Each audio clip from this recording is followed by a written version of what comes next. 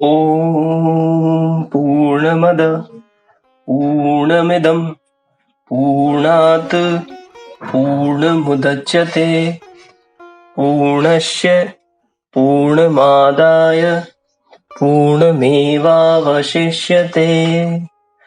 श्री जगदम्बिकायै नमः। तो आज हम पराम्बा जगत जननी मां अम्बा की कृपा से षष्ठ स्कंद के 15वें अध्याय का पठन और श्रवण शुरू करने जा रहे हैं, जिसमें कि भगवती की कृपा से निमि को मनुष्यों के नेत्र पलकों में वास स्थान मिलना तथा संसारी प्राणियों की त्रिगुणात्मकता का वर्णन है। ओम चंडिका देवी को नमस्कार है। जन्मेजय बोले, आपने वशिष्ठ की शरीर प्राप्ति का वर्णन किया, निमि ने पुनः किस प्रकार देह प्राप्त की, यह मुझसे कहिए। व्यास जी बोले, हे राजन, वशिष्ठ ने जिस प्रकार पुनः शरीर प्राप्त किया, उस प्रकार निमि को शाप के बाद पुनः देह नहीं मिली। जब वशिष्ठ जी ने शाप दिया तो राजा के द्वारा यज्ञ में वर्ण किए गए ब्राह्मण और ऋत्विज विचार करने लगे, अहो, यज्ञ में दीक्षित ये धर्मनिष्ठ राजा शाप से दग्ध हो गए हैं और यज्ञ भी अपूर्ण रह गया है। ऐसे में हम सबको क्या करना चाहिए? अब हम क्या करें? यह तो विपरीत कार्य हो गया। भवितव्यता के अवश्य होने के कारण इसका निवारण करने में हम असमर्थ हैं। तब उन महात्मा राजा की देह को ऋत्विजों ने अनेक प्रकार के मंत्रों से सुरक्षित रखा। उनकी श्वास मंद गति से चल रही थी। मंत्र शक्ति से उनकी निर्विकार आत्मा को देह में प्रतिष्ठित करके ऋत्विजों ने उसे अनेक प्रकार के गंध माल्य आदि से सुपूजित कर रखा था। हे राजन, यज्ञ के संपूर्ण होने पर वहां सभी देवगण आए।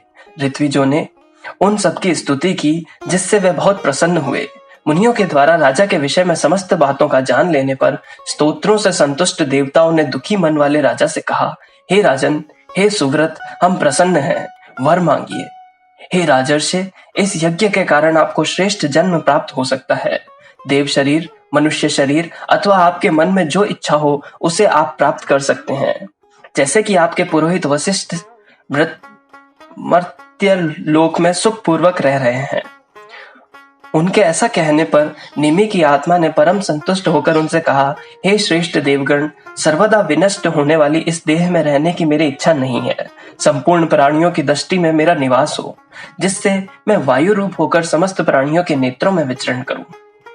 उनसे ऐसा कहे जाने पर देवताओं ने निमि को आत्मा से कहा, हे महाराज, आप कल्याणकारिणी तथा सबकी ईश्वरी भगवती की आराधना करें। आपके इस यज्ञ से प्रसन्न होकर वे आपका अभिष्ट अवश्य पूर्ण करेंगी। देवताओं के ऐसा कहने पर उन्होंने अनेक प्रकार के दिव्य स्तोत्रों द्वारा भक्ति पूर्वक गदगद वाणी में देवी को प्रार्थना की। तब प्रसन्न होकर देवी ने उन्हें साक्षात दर्शन दिया। उनके करोड़ों सूर्यों की प्रभाव के समान तथा लावण्य से दीप्तिमान स्वरूप को देखकर सभी कृतकृत्य हो गए और उनके मन में परम प्रसन्नता हुई। हे राजन, देवी के प्रसन्न हो जाने पर राजा ने वर मांगा, मुझे वह विमल ज्ञान दीजिए जिससे मोक्ष प्राप्त हो जाए तथा समस्त प्राणियों के नेत्रों में मेरा निवास हो जाए। तब प्रसन्न होकर देवेश्वरी जगदम्बा ने कहा, तुम्हें विमल ज्ञान प्राप्त होगा, परंतु अभी तुम्हारा प्रारब्ध शेष है। समस्त प्राणियों के नेत्रों में तुम्हारा निवास भी होगा। तुम्हारे कारण ही प्राणियों के नेत्रों में पलक गिराने की शक्ति होगी। तुम्हारे निवास के कारण ही मनुष्य, पशु तथा पक्षी निमिष पलक गिराने वाले तथा देवता अनिमिष पलक न गिराने वाले होंगे। इस प्रकार उन राजा को वह वर देकर और सब मुनियों को बुलाकर श्री वरदायिनी भगवती वहीं अंतर्धान हो गई। देवी के अंतर्धान हो जाने पर वहां उपस्थित मुनिगण विधिवत विचार करके निमि के शरीर को ले आए और पुत्र प्राप्ति के लिए उस पर अग्निकाष्ठ रखकर वे महात्मा मंत्र पढ़कर मंत्र होम के द्वारा निमि के देह का मंथन करने लगे। अग्नि के मंथन से एक पुत्र उत्पन्न हुआ जो समस्त लक्षणों से संपन्न और साक्षात दूसरे निमि की भांति था। अग्नि के मंथन से इसका जन्म हुआ था, अतः यह मिथि ऐसा कहा गया और जनक से जन्म होने के कारण जनक यह नाम वाला हुआ। राजा निमि विदेह हुए, अतः उनके कुल में उत्पन्न सभी राजा विदेह ऐसा कहे गए। इस प्रकार निमि के पुत्र राजा जनक प्रसिद्ध हुए। उन्होंने गंगा के तट पर एक सुंदर नगरी का निर्माण कराया जो मिथिला नाम से विख्यात है। यह गोपुरों, अट्टालिकाओं तथा धन धान्य से संपन्न और बाजारों से सुशोभित है। इस वंश में जो अन्य राजा हुए वे सभी जनक कहे गए।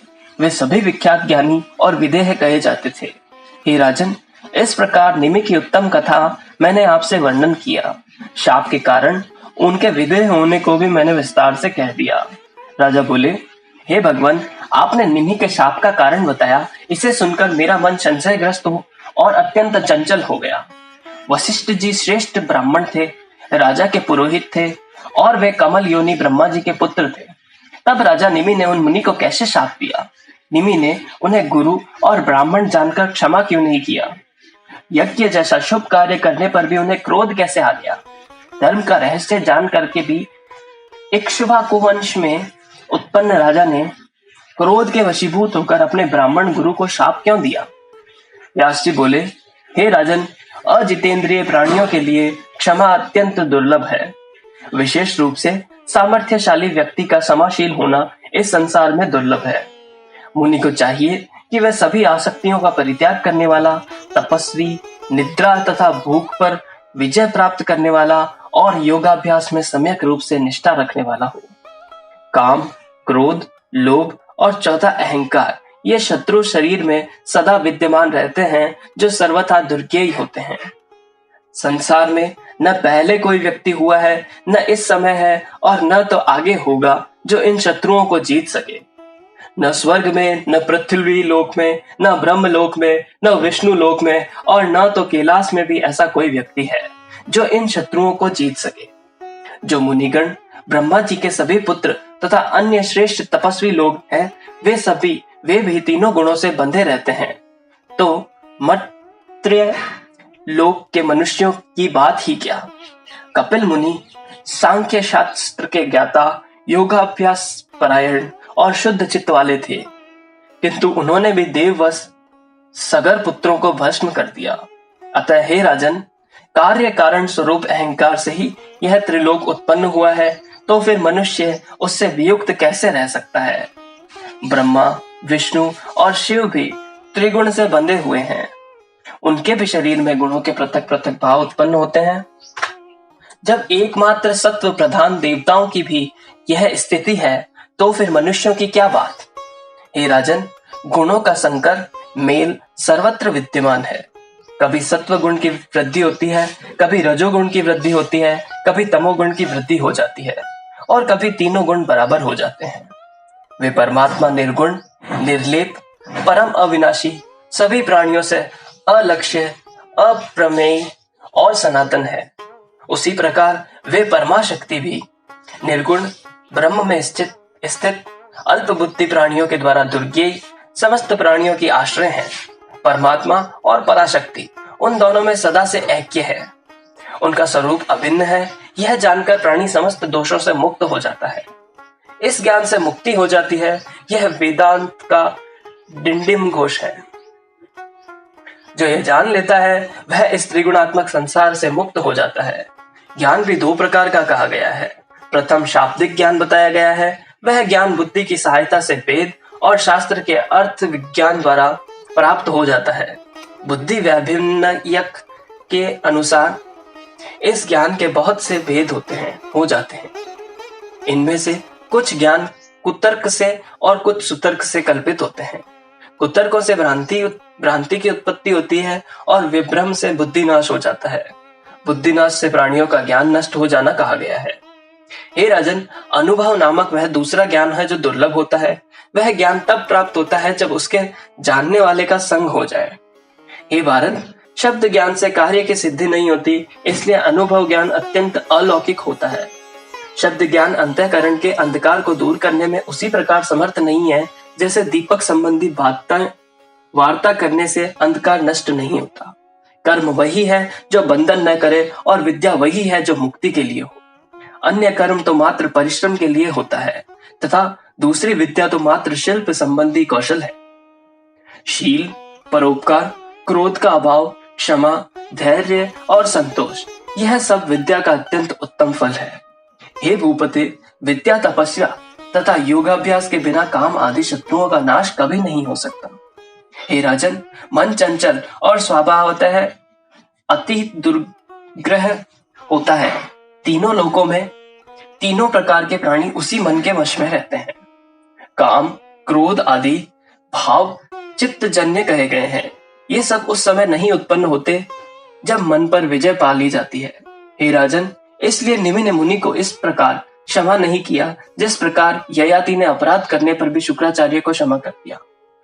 पूर्व काल में भृगुपुत्र शुक्राचार्य ने नृपश्रेष्ठ ययाति को शाप दे दिया था, लेकिन राजा ने क्रोधित होकर मुनि को शाप नहीं दिया और स्वयं वृद्धावस्था को स्वीकार कर लिया। हे राजन, कोई राजा शांत स्वभाव और कोई क्रूर होता है। स्वभाव में भेद होने के कारण इसमें किसका दोष कहा जाए। पूर्व काल में हे वंशी क्षत्रियों ने ब्रह्म हत्या जनित पाप की उपेक्षा करके धन के लोभ से भृगुवंशी ब्राह्मण पुरोहितों का कोपविष्ट होकर समूलोच्छेद कर दिया था। इस प्रकार 18,000 श्लोकों वाली श्रीमद् देवी भागवत महापुराण संहिता के अंतर्गत षष्ठ स्कंद का देवी की महिमा में नाना भावों का वर्णन नामक 15वां अध्याय। ओम तत्सत।